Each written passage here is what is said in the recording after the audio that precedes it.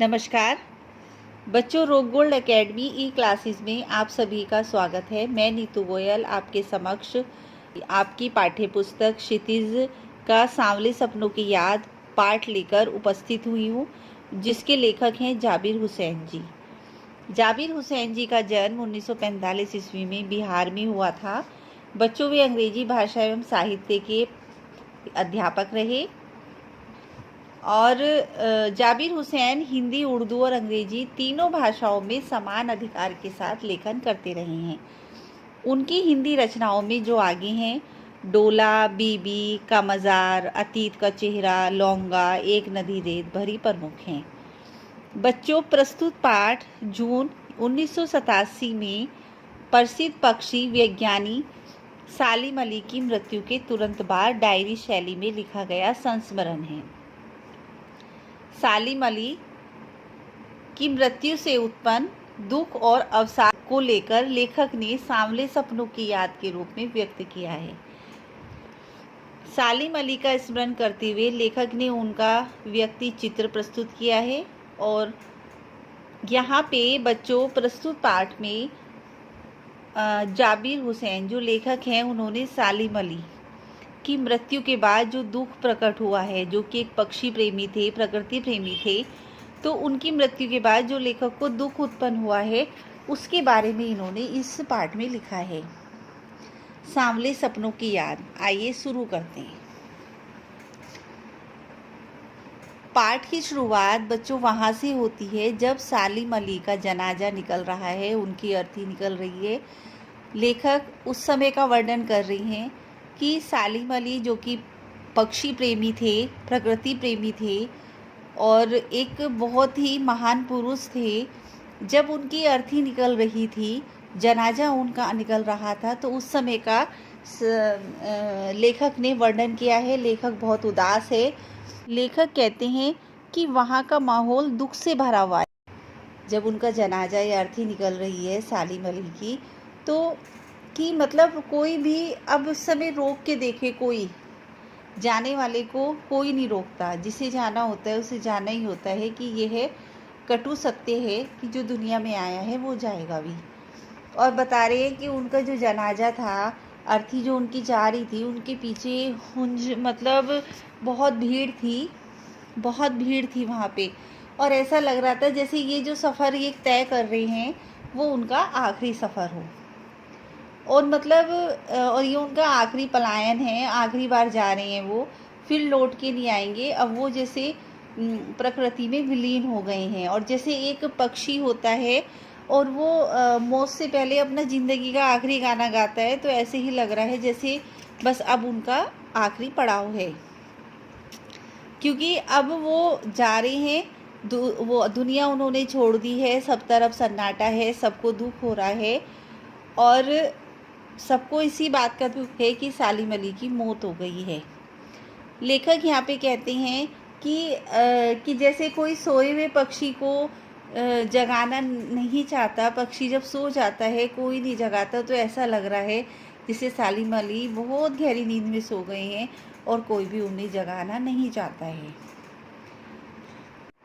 बच्चों, यहाँ पर जो लेखक हैं जाबिर हुसैन, वो ये कहना चाह रहे हैं कि जो सालिम अली थे वो पक्षी से बहुत प्रेम करते थे, कि मतलब उनका जो नाम है वो आज भी प्रसिद्ध है। कि जैसे वृंदावन में रास लीला रचाई जाती थी और गोपियों को अपनी शरारतों का निशाना बनाते थे श्री कृष्ण भगवान। कभी माखन भरे जो हांडी होती थी उन्हें फोड़ते थे और वाटिका में इधर उधर घूमते बांसुरी बजाते थे। तो मतलब कि सारा जो वृंदावन था वो पूरा संगीत में हो जाता था। और आज भी अगर कोई वृंदावन जाए तो वहाँ पे जो है वो सांवला पानी या जहाँ पे वो नदी है वो सब कुछ घटना याद दिला देती है। तो हर सुबह सूरज निकलने से पहले जब पतली कलियों से उत्साह बड़ी भीड़ नदी की ओर बढ़ती है, तो लगता है जैसे उस भीड़ को चीरकर अचानक कोई सामने आएगा और बंसी की आवाज़ सब किसी के कदम थम जाएंगे। कि मतलब अगर कोई वृंदावन में जाता है, आज भी ऐसा लगता है कि श्री कृष्ण जी आएंगे और बंसी बजाएंगे। तो मतलब यहाँ पे उन्होंने सालिम अली के बारे में भी यही बताया है कि ऐसे ही सालिम अली हैं। सालिम अली के नाम सभी जानते हैं। और मतलब ऐसे ही जैसे पक्षियों का नाम होता है या पक्षियों की जातियों के बारे में पूछा जाता है या पक्षी प्रेमी के का जिक्र होता है तो तुरंत सालिम अली का नाम याद आ जाता है। सालिम अली वैसे ही याद आ जाते हैं जैसे वृंदावन में जाके श्री कृष्ण भगवान का नाम याद आ जाता है, ऐसे ही सालिम अली का नाम याद आ जाता है। तो यहाँ पे लेखक ने बताया है कि वो बहुत मतलब वो ना उन्हें ना यात्राओं का बहुत शौक था बच्चों। सालिम अली जो थे वो बहुत यात्रा करते थे, तो उन्होंने अपना शरीर ना थकान के कारण बहुत कमज़ोर बना लिया था और कैंसर जैसी जानलेवा बीमारी ही सालिम अली की मौत का कारण बनी। लेकिन अंतिम समय तक मौत उनकी आंखों से वह रोशनी छीनने में सफल नहीं हुई जो पक्षियों की तलाश और उनकी हिफाजत के प्रति समर्पित थी। कि मतलब वो पक्षियों की तलाश में रहते थे, पक्षियों की हर तरह की प्रजातियों को ढूंढ के उनका निरीक्षण करते थे। सालिम अली की आंखों पर चढ़ी दूरबीन उनकी मौत के बाद ही तो उतरी थी। मतलब सालिम अली के गले में बच्चों हमेशा दूरबीन रहती थी। वो दूरबीन टांग के ना यात्रा करते थे, जंगलों में फिरते थे और पक्षियों को खोजते थे, उनकी प्रजातियों का पता लगाते थे। उनकी पूरी ज़िंदगी जो थी बच्चों इसी तरह बीती है। उन जैसा बर्ड वाचर शायद ही कोई रहा होगा। मतलब उन्हें बर्ड वाचर का नाम दिया गया था। लेकिन एकांत क्षणों में सालिम अली बिना दूरबीन भी देखे गए हैं। कभी कभी बच्चों ऐसा होता था, लेखक बता रहे हैं कि वो बिना दूरबीन के भी रहते थे। दूर क्षितिज से पहली जमीन और झुके आसमान को छूने वाली उनकी नज़र में कुछ कुछ वैसा ही जादू था जो प्रकृति को अपने घेरे में बांध लेता है। सालिम अली उन लोगों में थे जो प्रकृति के प्रभाव में आने की बजाय प्रकृति को अपने प्रभाव में लाने के कायल होते थे। उनके लिए प्रकृति में हर तरफ एक हंसती खेलती रहस्य भरी दुनिया परसी थी। यह दुनिया उनको बड़ी मेहनत के लिए गढ़ी थी। मतलब वो अपना जो उनका जीवन था उसे व्यस्त रखते थे, उसे बिजी रखते थे और वो ना मतलब बिल्कुल भी अपने को कमज़ोर नहीं मानते थे, थकान नहीं महसूस करते थे। बस वो अपनी उनका एक पक्षी प्रेम था उन्हें। तो मतलब इसके साथ साथ उन्हें ये भी था कि अनुभव बहुत थे। अपने लंबे रोमांचकारी जीवन में ढेर सारे अनुभव को उन्होंने इकट्ठा किया था। सालिम अली जी को अनुभव बहुत था। एक दिन की बात है बच्चों, केरल की साइलेंट वैली की रेगिस्तान हवा के झोंके से बचाने का अनुरोध लेकर वो चौधरी चरण सिंह से मिले थे। चौधरी चरण सिंह बच्चों जो प्रधानमंत्री थे। चौधरी साहब गांव की मिट्टी पर पड़ने वाली पानी की पहली बूंद का असर जानने वाले नेता थे। पर्यावरण के संभावित खतरों का जो चित्र सालिम अली ने उनके सामने रखा था, उनकी आंखें नम कर दी थी। कि जो बच्चों सालिम अली थे वो पर्यावरण से संबंधित होने वाले खतरों का भी एहसास पहले से पहले ही उन्हें हो जाता था। और जब उन्होंने पर्यावरण संबंधी खतरों का एहसास बताते थे तो सामने वाले की आंखें भी नम हो जाती थी। आज सालिम अली नहीं हैं, चौधरी साहब भी नहीं हैं, कौन बचा है? कि मतलब आज तो पर्यावरण संबंधी लेखक यहाँ पे अफसोस मना रहे हैं कि वो बंदा जो सबको ये अपने मतलब अनुभव के अकॉर्डिंग सब कुछ बताता था, आज वो नहीं है। कि अब कौन बताएगा और कौन पक्षियों की वकालत करेगा, है ना। पक्षियों के बारे में वो जानकारी रखते थे तो कि वो इंसान, वो प्रसिद्ध महान मनुष्य दुनिया से ही चला गया, तो आज कौन पक्षियों की वकालत करेगा। बच्चों सालिम अली ने अपनी आत्मकथा का नाम रखा था। उनकी आत्मकथा का नाम था fall of a sparrow. Fall of a sparrow Salim Ali की आत्मकथा का नाम था। और लेखक उस सभी की बात बता रहे हैं कि जब D.H. लॉरेंस की मौत के बाद D.H. लॉरेंस जो कि एक प्रकृति प्रेमी थे, तो लेखक यहाँ पे उनकी बात बता रहे हैं कि उनकी मौत के बाद लोगों ने उनकी पत्नी फ्रीडा लॉरेंस से अनुरोध किया कि वह अपने पति के बारे में कुछ लिखे।